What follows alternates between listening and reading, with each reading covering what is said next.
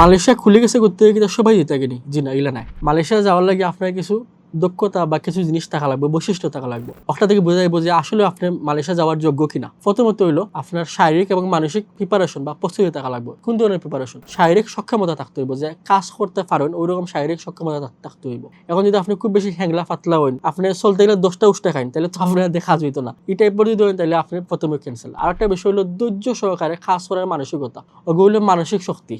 এরপরে আপনার দক্ষতা এবং স্কিল থাকা লাগবে। যেমন ধরো আপনি যদি টেকনিশিয়ানের কাজ পারেন, ওয়েল্ডিং এর কাজ পারেন বা কনস্ট্রাকশনের কাজ পারেন, মানে এই টাকা যদি দক্ষ হন তখনও আপনার লাগি যাওয়া বেশি লাভজনক হবে এবং আপনি বেশি উপার্জন করতে পারবা।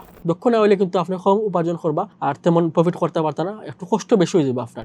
বিশেষ করিয়া যারা পরিশ্রমী আছেন এবং প্রবাস ফেরত, মানে একবার বিদেশও আসলা, দেশও আর কোনো দেশে গেছুন না বা এখন আবার যাইতেছে না, তারার লাগিয়া সবচেয়ে বেস্ট হইব মালয়েশিয়া বর্তমানে।